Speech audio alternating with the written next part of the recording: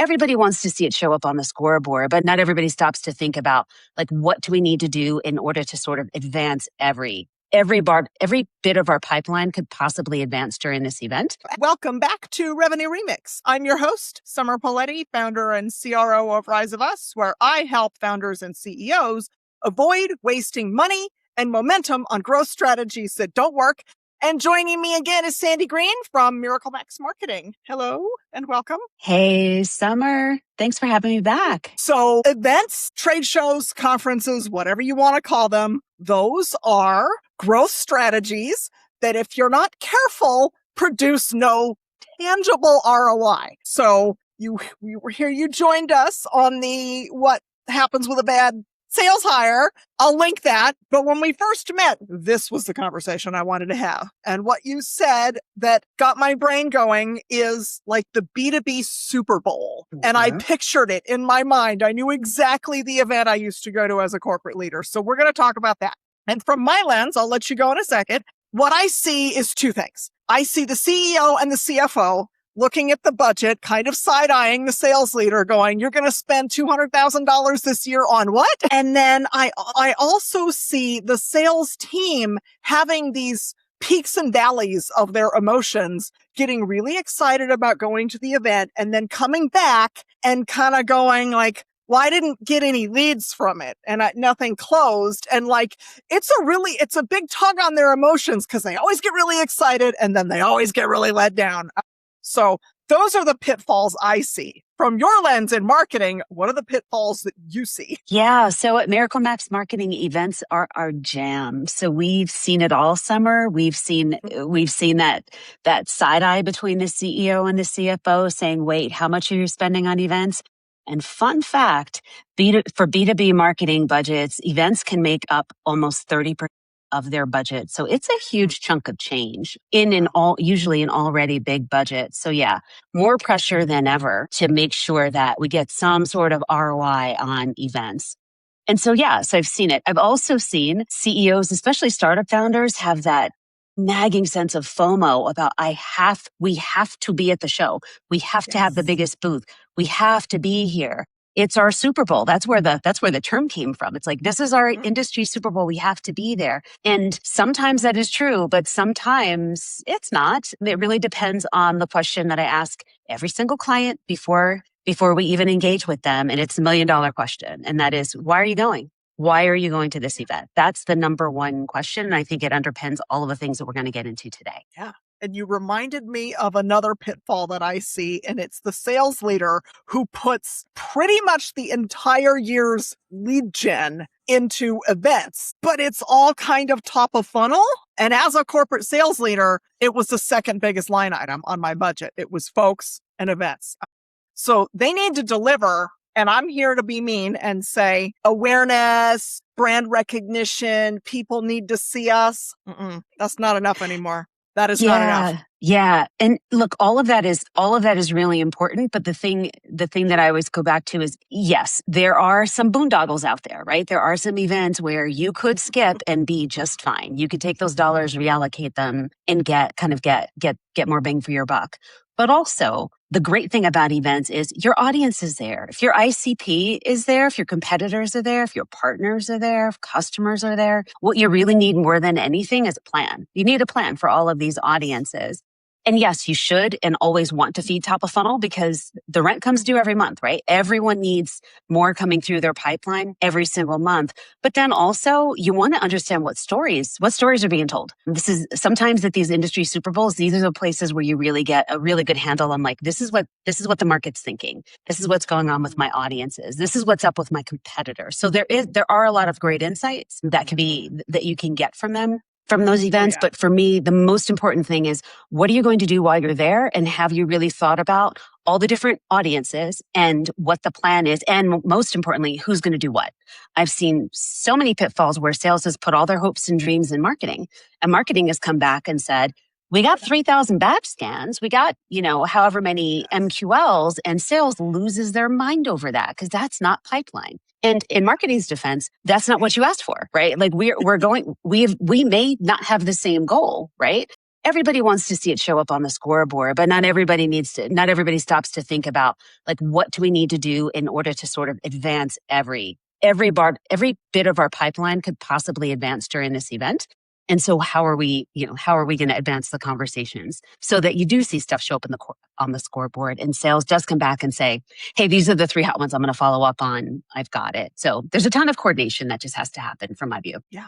Yeah. And it is an expensive gamble. I mean, it's 50 grand, if not more. And this is for growth stage companies. Sometimes those Super Bowls, these companies are spending $150,000 just to get the footprint, not to mention the city of Oz that they bring with them. So we've set the stakes really nicely. And what I'd like to do here is just let's go one thing, like from when we should start planning all the way through, like, okay, our follow-up's done. Let's start thinking about the next one. We'll go systematically. So I heard something about 100 days out. So what do you start doing 100 days out? What is that? 3.5 months? Okay. Yeah. About three and a half months out. Arguably, I'd say start sooner, but most people don't, have other fish to fry, so to speak. I want to start a year out, but it's fine. Let's baby.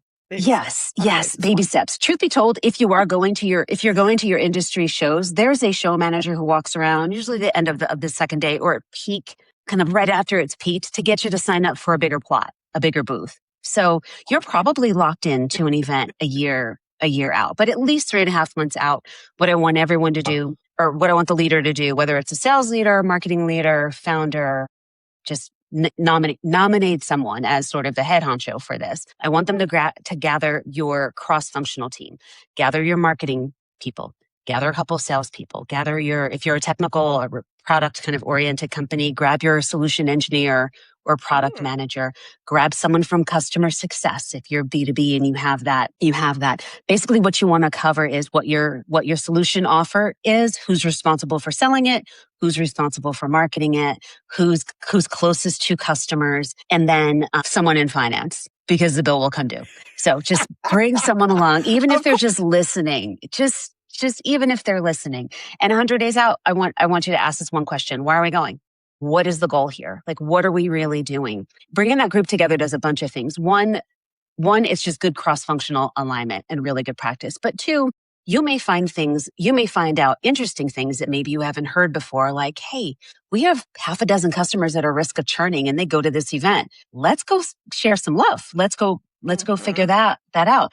Marketing may come and say, you know what? We negotiated a speaking slot for this. Chances are you already know this, but that cross-functional team may then decide, like, hey, do we want the CEO speaking or the head of product or engineering or someone else? So you can do a lot of coordination on the story. And then 3, what you want to decide on is, what story do we want to tell there? Is there anything going on in the market? Anything going on with our product? Anything at all? Has there been a big industry shift that maybe we can capitalize on? All of those things are things that those stakeholders can then bring to the table. And that can be the start of your campaign, your pre-show campaign. Your pre-show campaign does not have to be, hey, are you going? Are you going? Are you going? Are you going? Come see us. It doesn't have to be that.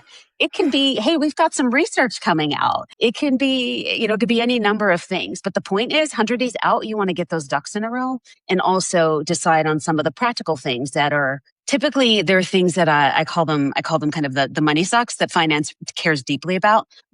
Signing up for early bird event operations related things, making sure you're sending the right people, making sure you're not sending too many, making sure that if customers are there, hey, do you want to do a dinner while we're there? If so, let's get our reservations. Let's get our hotels and airfare booked. All of those little things, all those things add up. So you want to do that about 100 days out. So if you have the story, if you have some sales coordination and you understand from a marketing perspective kind of how those 2 things come together, 100 days gives you plenty of time to really execute a campaign. Mm-hmm. I like it. I'm going to add a couple because I didn't hear anything about partners. Who's the partner? Yes. Who are your partners that are going there? And I'm like, okay, that party, I heard party. Hey, I'm in sales. Can we do a party with the partners or a dinner with the partners? Yes. Should we do some little cross marketing or something like that in advance of that? Because sometimes it's difficult for the sales folks to book meetings with attendees because they paid a bunch. They're there to learn. You could book meetings with your partners. The other sales folks will always be down for a party or a dinner. Yes, I like that. Yep. And 100 days out, I'm also wanting to see, like, do you have enough tchotchkes? Are they the right tchotchkes to still give out? What's your booth prize? There's a number of different things that you should be taking inventory on so that you're not scrambling. Oh my God, business cards. Like, does anybody use paper business cards anymore? I had somebody tell me I had to order business cards because, like, okay, I went to TechCon and there weren't nobody with business cards, but then I'm going to do a manufacturing thing and they're like, yeah, bring business cards. Yeah, totally depends on the event. And you're right. The devil is in the details. And that's why I do have a resource for our listeners. I have a 100-day checklist that I'll include in the notes. And yes, it includes a lot of those little things that do require lead time. I remember about, I don't know, a couple of years ago now, we were working with a client on an event and it was it was the start of the tariffs in the US. And what that did for merch is, okay, so if you were usually going to China to get sort of lower cost merchandise, you'd order so much farther in advance just to make sure that it got there, or you had to switch to a US provider or a local provider for all of that. But still, all of this requires lead time. And that's why about 3.5, 4 months out is usually a great time to sort of figure out those things. You know what? Let's talk a little bit. I know I said I wanted to plan. This is planning. I want to spend a little bit of time talking about the giveaways and the prize at the booth, because I think that what's on the table and what is enter to win matters. The cheapo pens that everybody has, this, like, if you don't have a strategy around your giveaways and your booth prize that are tailored to what your target audience actually cares about, like what they'll bring home, as opposed to leaving the garbage at the hotel room when their luggage is packed, I think that's really important. So I've got some tricks up in my head. What do you do to make sure that you have the giveaway that people want? Because that can drive traffic to the booth too. Yeah. The worst thing you can do is just have a giveaway that's disconnected from your strategy. And when I say it's disconnected from your strategy, what I really want and encourage companies to do is in that 100 days, and actually I'd started even earlier, marketing, I'm talking to you right now, maybe start 180 days just to give yourself enough time. Really start thinking about a creative theme that can tie all of these elements together. Everything from the design of your booth, if you have to reskin your booth, to the story that you want to tell, to maybe whatever product may be announcing or ready to announce, to the theme, the overall theme of the conference itself, to the shirts or whatever the uniform's going to be. All of it should be cohesive. When it's done correctly, it's beautiful and you know it.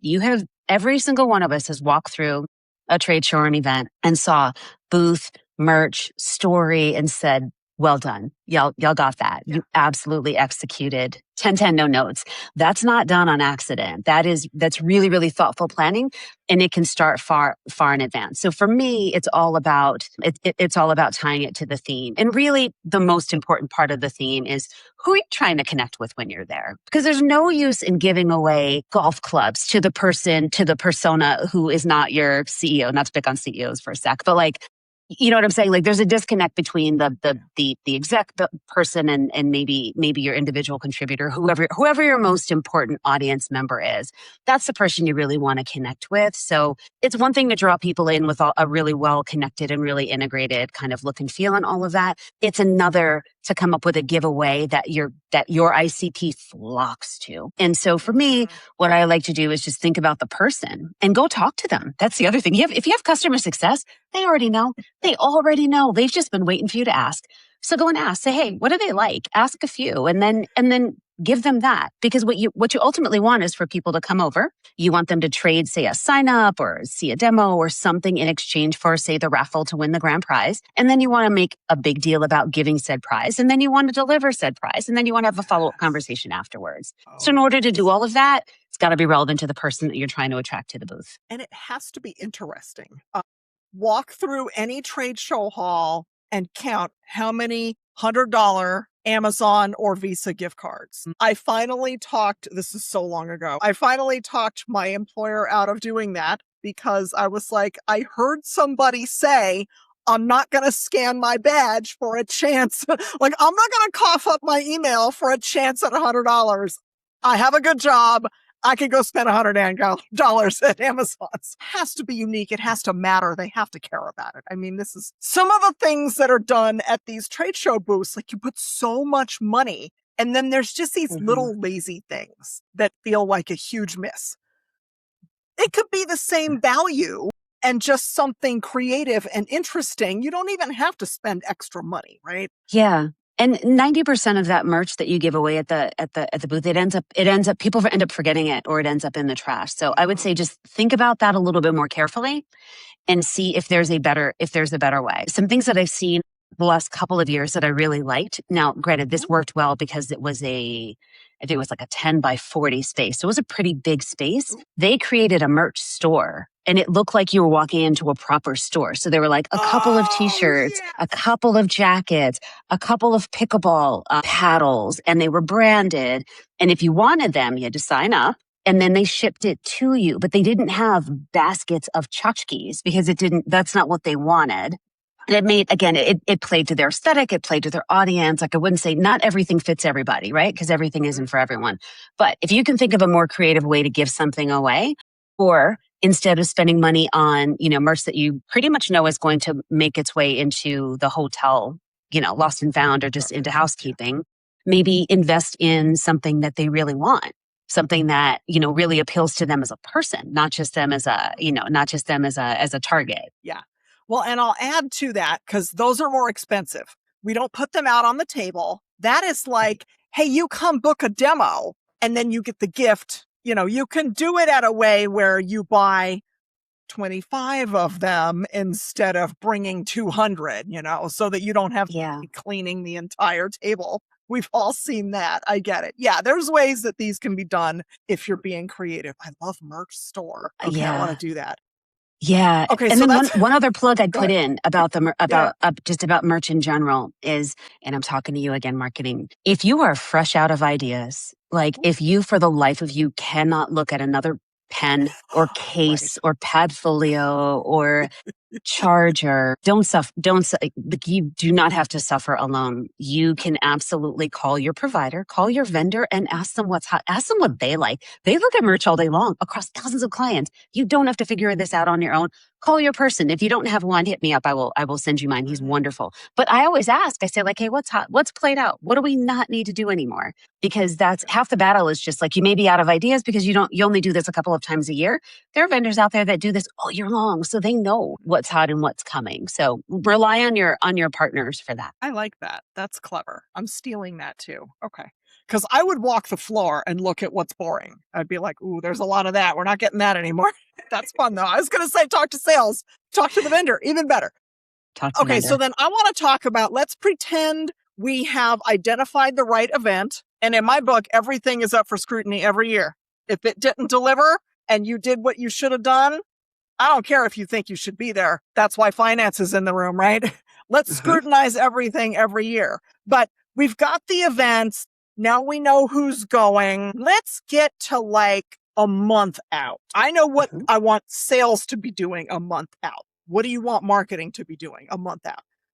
Okay. So I want sales to be calling. It's approaching. Yeah. So I want sales to be calling their prospects and telling them about this. I want them to be reaching out to maybe the deals that have gone dark to see if they're going to be there. I want if they do demos and there's a slide deck opportunity, throw a slide in there that says, hey, our CEO is actually he's going to be on stage at such and such event. Would love to have you there. As a reminder, I want them posting on social. For marketing, I want them doing some of the same. I do want them doing outreach. I want them hitting all possible channels. So that means email, social, retargeting. So anyone who's come to the website or engaged in any of your content, just hit them up once more. I want them engaging cold dead leads that sales have maybe given up on, not because they're not a fit, but maybe because they couldn't get them on the hook. I also want them to, if they haven't already, to hit up the show manager, especially if you've invested a little bit in this event, and just ask them, do you have a pre-show registration list? Because almost all of them do. And a lot of times it's included with your participation, if you're exhibiting at a trade show. Yeah. I will take that. I'd love to take that list and enrich it and then run some ads on it. I'd also want to do lookalikes to say like, hey, if these people are there, these other people might also be there. So I want them doing that. I want a banner or something on website and all social just to say, hey, we're going to be here. Especially if you have something else going on, such as someone speaking or you're hosting a party or something along those lines. Gosh, there's so much for marketing to be doing a month out. The other thing is going to partners. If you haven't already done so, coordinate with partners on if you're coordinating on an event. If you could do some cross promotion, wonderful. The main thing though that I want marketing focused on a month out. And this is, again, you should be planning it sooner, but a month out is where I want you to announce it. Make sure you have a post-event event. And I know that sounds redundant and probably exhausting, but a post-event event gives you a landing place so that if someone says, hey, I'm not going to make it there, or hey, my boss is going there, no problem. We're doing a chat, 2 weeks after, and we're going to follow up with this new feature, or hey, we have a customer speaking afterwards and we're going to do something. So just have a kind of like a landing place for the people who maybe aren't going to make it so that if they're not there, at least you have sort of a catch-all where you can catch them. Catch them afterwards or something. Oh my God. Yeah, webinar, genius. even if it's Where were you when I was a podcast. corporate sales leader? I need that in my life 10 years ago. I'm here now, Summer. We found each other. I mean, because when growth stalls, most founders think they need more salespeople, more tools, more marketing, more leads, more pipeline. But what if the problem isn't actually more? What if it's that sales, marketing, customer success, and partnerships aren't actually talking to each other? What if the system just isn't there? What if more would just add more stall to a system that's breaking down? If that question landed or got you curious at all, DM me on LinkedIn and let's see if your challenge isn't more, but structure. There's two misses. The person who you're like, hey, are you going to go to the event this year? And they're like, no, I had to skip it this year. Like, that's like a dangling, like, what do you do with that? Then also the person that you're supposed to meet. And then event week is bananas. Like, you miss so many people, even if you have like a set appointment with them. So, okay. I love that. All right. So then I'm going to tag onto there. And I am always the one who's mean to the salespeople. It comes with love. I'm former corporate sales leader here. Your outreach before the event. A, yes, there's usually a list. And B, the event folks never give it up when I want it. I want it 2 to 3 weeks out, so we're not scrambling. I want to run an entire sequence in HubSpot or whatever. So there's a couple of touches. People don't see your, hey, are you going to the thing email the first time you send it anymore. And the excuse I always get, oh, well, we sent it out a week before. Okay, that doesn't help me. Right. Just find the list from last year if you went last year. If it's your first year, that's different. You look at likely targets, ask a partner if a partner's going or things like that. But like, we don't have the list yet is not an excuse to not call people. Like, right. You know who's probably going. So call those folks. And then your post-event event is perfect. Oh, you're not going? Great. We have a webinar. I'm going to send you the link to it. I love that. And when salespeople, if they ever post on social media, come by and say hi is not okay. Give somebody a compelling reason and an opinion of your own. Come by and say hi is boring. It doesn't cut through the noise. Get a little bit more creative. Ask your local marketing person if they can help you craft something if you're not sure what to say. Because that just does not move the needle. Yeah.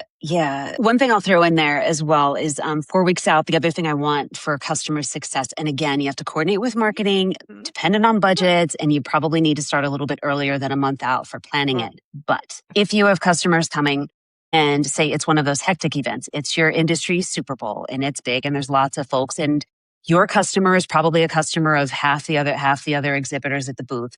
But what I would say is, hey, I have a gift for you. Come on by and get a gift for them. Get a gift for them. It can tie into the theme. Most customers really do like to come by, especially if they know that their account manager is going to be there. Sorry, sales. Sorry, marketing. They want their AM. No. So my plea is, if you can send customer success sometimes, do it. It's worth it. Because the other thing that happens with or not to jump ahead, but the other thing that happens with customers when they come by your booth is they tend to hang out for a little while. And you know what they'll do? Chat up other people who are in the booth. It'll also make it seem like, hey, they're popular. So that whole like FOMO effect, it really does kick in. So get a gift for your customers. Get something that they can marvel at and enjoy and thank you for and hug you for. Like all of those things, those are all signals to people who are walking by, traffic that's walking by, like, oh, what do they do? They seem cool. Or, oh, what's that thing that they just gave them? Or, the vibe is everything when it comes to attracting those people. So I'd say coordinate that as well.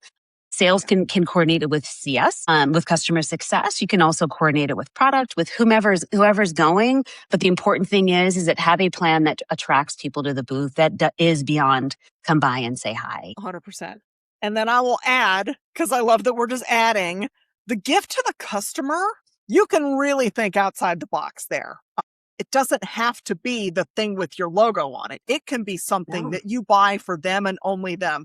Those are some of the best customer gifts I've gotten. Is like, you see, this was the best one once, is like, we saw that there was like a Notre Dame something or other in the background of somebody's meeting. And so we got went on Etsy or something and got some piece of historical memorabilia, and the customer's mind was blown. Finance did not like A, how much we spent, or B, the fact that it wasn't logoed, but that customer remembered it and told people about it. So that's all. And also it increases your chances for that same delighted customer to be like, of course I'll come on your podcast. Of course I'll do a testimonial for you. Don't worry. Yes, of course. So all of those things endear you.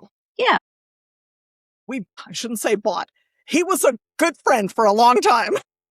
Yeah. Yeah. And if you have if you're serving an industry or your ICP is someone who maybe changes jobs every year, they may be the first one they call when they switch. So those relationships, they do pay dividends. They do. They totally do. They totally do. And I love having CS at events when it makes sense. I heard of FOMO, so now I'm going to pivot to mid-event. What I find that sometimes salespeople will do is take a picture of the booth and put it on LinkedIn. Sometimes I feel like it is twisting an arm to get them to do that. But they always do a static, like, oh, I set up all my stuff. Look, mom, look what I did. What I like, even if you have to draft your booth neighbors right before the show gets crazy, is like, make it look crowded. Because you said FOMO, you said they're popular. I want an action shot of that booth with people in front of it. I don't even care who it is. And then that at least looks like, oh, hey, we're having good conversations about fill in the blank. So I want sales to also be involved in some amount of social selling in the middle of the event. Because you can't always have a marketing person there. So absolutely. You got a tag team if marketing isn't there, because capitalizing on the mid-show momentum is important. So from a marketing side, what should we be doing during the event? I mean, they're short. Yeah, lots of thoughts about that. First one is, remember how I said 100 days before the event, you get your little cross-functional team together? That team, when you have the group of people who are going, designate your photographer or videographer. Just designate the person and say, look, your job is and you like taking photos, take photos. I want selfies. I want video. And actually the whole get people in to make it look crowded. These days now it's video. So flip that camera around, do 30-second pan of people talking, having a good time, post that. But yes, I'd say designate a person. Doesn't have to be the same person the whole time, but generally speaking, hopefully every company has some social butterfly who does like to take pictures. Hopefully it's not also the same person who has to do the demos, because that can be really hard for them. But regardless, have a designated speaking. Yes, designated person to capture photos on each day of your event. You can rotate that, but then that way the role is clear, and also it takes some of the burden off of them. So that's at least one thing I want people doing during the event. The other is have someone walking around talking to people. Your social butterfly person, the person who you would lose at a party because they're off talking to 55 people and have made plans with 4 strangers. That's a valuable person to have at the show. Not to keep them in the booth, to have them circulating throughout the show. Sometimes it's an unexpected person. Sometimes it's like she's in accounting, but man, she's got the gift of gab. Bring her along. Like whoever it is at your company. And I know with smaller companies, it can sometimes be that random person, but whoever that person is, make sure you have that character, that person that's playing that role, because what they can do is pull traffic in. And I'm not talking about grabbing hands or, doing anything kooky. I'm just talking about people who can naturally walk up to anyone, chit chat with them, befriend them, and sort of do that, do that thing where they will follow you back to the booth. Yeah. So that's the second thing. The third is things happening during the event. Yes, post, have some scheduled posts as well as some posts that you do from the event. But also if you are coordinating with partners, maybe have a raffle or something going on at your booth at the time where you can actually send traffic from one to the other. What I like to do is post a map or create a paper map that shows like, hey, we actually integrate with 4 or 5 other things. Go see Jeff here, go see Ellen here, go see Janie over here, and go see, this guy over there, and hand that to them. And then that way they can, and then you can say, hey, tell them Sandy sent you. And that way, one, your partners will experience the traffic that flows, and they're also most likely to reciprocate. I love the treasure map. Okay. And super helpful to have the designated person in advance because event week is so crazy. Always. And then I like there's too many people who think that you just need to stay in your booth, work the room, work the hallway also, and maybe tag team, because I've been the person who was responsible enough to show up on time in my earlier sales days and got stuck in the booth all day while everybody else was having fun. They're like, oh, she can work the booth because we know that she's not going to drink all night. And they're like, she'll be there on time. Like, that's no fun to leave somebody. Yeah. Oh, God. Yeah. Maybe do a schedule. We'll tag team. And I do see a lot of team members forgetting that you're there for the event. And they're like, the sales guys are hanging out together. Especially in the after hours, you need to divide and conquer. You need to go work the room. If you need a wingman or woman, that's fine. But to have there's a dinner and it's everybody from corporate, no. Yeah. I've seen way too many of those.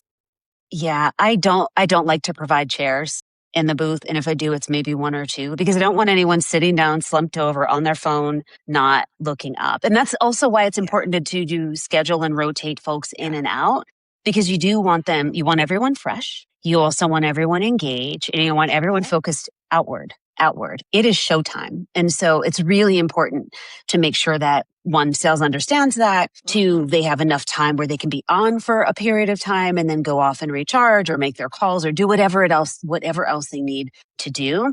And 3, that your booth becomes inviting and stays inviting. You can't have little cliquish conversations happening when folks are walking by wondering, should I stop there? I don't know. So it really is important to make sure everyone knows it's showtime. Once you put that shirt on, you're a team company, right? You are representing your brand. And after hours, please take that shirt off, because if you're going to go enjoy and hoop it up and have fun, I don't want to be a human, not a logo. Yeah, just be a human. 100%. Be a human, but please take that shirt off. You're still on company time, and I know plenty of legal and finance and CEOs give their teams that lecture. But just remember, when you have the shirt on, you're representing the company. And when you're in that booth space, the moment that you walk out of your hotel room, by the way, it starts there. And that's usually part of the pre-show prep that we help customers think through and communicate to everyone attending is, hey, you're representing the company from the moment you open your hotel room door, because they're going to see you. And so prepare accordingly. And then it's the marketing team's job to make sure that there are enough people there that you can rotate the booths, that you're not overloading anyone, and all of those, all of those things that make for behavior that isn't the best ideal for something like a booth. I was just thinking, because JMS, who was on our last panel, sales guy through and through, I'm hearing him in my ear with all of his horror stories. Yes. Don't be the reason why HR has an all company meeting next week. Just don't. Yeah. Yeah. Just don't be a liability. Yeah. Yeah, totally. And let's start to move toward post-event. Post-event is actually where I see the most egregious of money left on the table. And it's full of excuses again. It's like, well, I didn't call everybody because I got busy. So I'll leave my tip here for sales folks, because this is 100% the sales folks. This is your job. Mark off your calendar. I did an event recently, and the entire week after I got back, because we all have public facing calendar links now, I blocked it off so that no rando could end up on my calendar. And then we're not sending links to people when we have them face to face. Hey, pull out your phone. Hey, I blocked off all next week. Can you chat on Tuesday? That entire week is sacred and it belongs to that event, and ignore your follow-up at your own personal peril, because that is where momentum dies. That's where the deals die. And everybody I know uses I'm busy, and then like 2 weeks out and you're like, oh, I can't call that guy now. And you're like, oh, and then it just goes in the drawer. No excuses anymore. So there's me being mean to salespeople. What do you have from the marketing side of the house? Let's pretend the salespeople did their follow-up. Yeah, so I like to think about the post-event outreach in layers. One is, I call it air cover. Marketing will always send so glad you stopped by the booth. Thanks for coming. And sometimes they can, if you've taken pictures, they can even include a picture of the booth and the team as sort of as a reminder of like, oh, I remember those guys, or oh, I remember whatever. So marketing will should handle the thanks for stopping by. Yeah, and then they should also handle setting up the different nurture streams. So if there are people that maybe sales didn't book a demo with on the spot, right? So, and actually I should save this for a separate rant. I don't really like long demos in the booth. I like give me a quick teaser and then let's schedule. I'll give you 30 100%. seconds and give me 30 minutes next week. For the people who maybe sales couldn't get to committing to a meeting in the week following, or they weren't quite ready, we should think of them as like putting them in buckets. So there are people who should nurture, and marketing should work with product marketing and sales on like, hey, here's kind of the story that we want to continue. We'll invite them to the post-event event. Like we've got those handled. For conversations that sales had face to face, I feel like it's absolutely sales responsibility to follow up. If you spend 5 minutes with someone and you exchange small talk and you didn't pull out your phone and say, hey, let's book a meeting, chase them down. Got a business card. Right. Just you follow up. Apparently people still use business cards. Yes, some do. And then the other is, there are a bunch of them, but for customers, make sure customer success knows who you saw. So either that's through your Slack channels, because everyone usually has that on their phone, or Teams, whatever you're using for chat, or your CRM. Just make sure that you close the loop there, because you want to preserve that relationship and sort of keep it moving. Bonus if you can send a picture. That's even more delightful. To be like, hey, I met with so-and-so, here's a selfie. Send it to the person back in the office.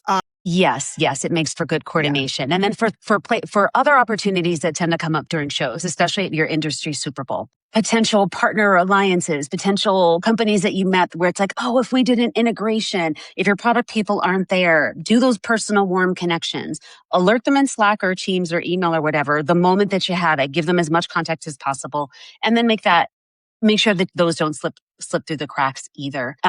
If you've held a special event at the event, if you have someone who maybe spoke or you held a dinner, that's a separate, very personalized follow-up message who should come from the host. So the speaker, hey, thanks for coming to my talk. And then whoever's in the room with the speaker should be taking note on who asked the question. Make sure those things connect. Make sure you can coordinate either with your CEO or whoever was speaking, or you do it yourself. But just make sure that after every personal interaction, you have a game plan for the next step, whether you're taking it or you're delegating it to someone else who's better suited to do it.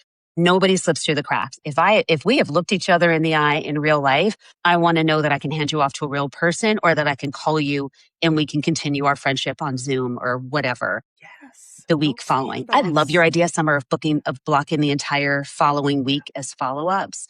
I have heard people say, especially salespeople say, I wanted to wait a couple days because everyone's following up immediately. Maybe one. I'll give you Monday, maybe, because it could be a travel day if somebody books it.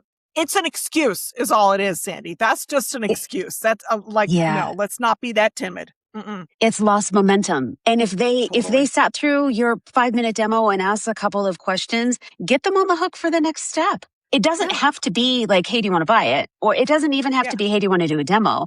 It can be, hey, see a lot of tech questions. I actually have an engineer who's back in the office who understands this really, really deeply. Why don't we hop on a call in a week and a half? Let's pull up our calendars. Like do the thing. Just get them on for the next step. Maybe it's a, hey, I'm going to send you some research next week and then, schedule a call after. So it doesn't always have to be, demo if you're, if that's the kind of product that you sell. It doesn't have to be a hard close, but don't let anyone walk away without a clear next step. And I think this is sometimes where the ball gets dropped between sales and marketing, because sometimes sales says, I don't want marketing touching my deals or sending the message. And then marketing says, no, I'm going to send the notes to everyone or just the people who did whatever. And then there's always this stupid drop ball in the middle. I would rather get 2 messages from someone, from a vendor that I visited during an event. And people are smart. They understand the marketing message is different from the sales message. You are not going to offend anybody. If you do, they probably were never going to get something from you to begin with. So don't worry about that. Just don't let balls drop. So I think, again, in the pre-planning, coordinate how are we going to handle these kinds of follow-ups? Because there are all different kinds of people that you meet at the show. Right? You will meet other CEOs. Do you want to coordinate CEO to CEO or CEO to VP? Power to power? Do that. Press comes by. Who's your designated press person? Please don't take that call on your own or that meeting on your own. That's not right. People come by and want partnerships. If people come by and have a complaint, like whatever it is, just have the designated roles. And that becomes really, really important in follow-up. Yeah. Well, and it reminds us that you need to have a clear definition of what is a sales-ready lead and what is still being nurtured by marketing, because this is where it can be muddied, especially muddier than it already is. Okay, Yeah. I love this. You gave me a couple of things I think I'm going to steal, so thank you. Awesome. And I needed my go-to person for what do I do if somebody has an event that's big and I know they're about to blow it? So thank you. I will link your stuff in the show notes. And for those of you listening from the gym or the car, I appreciate you too. And I will see you all next week.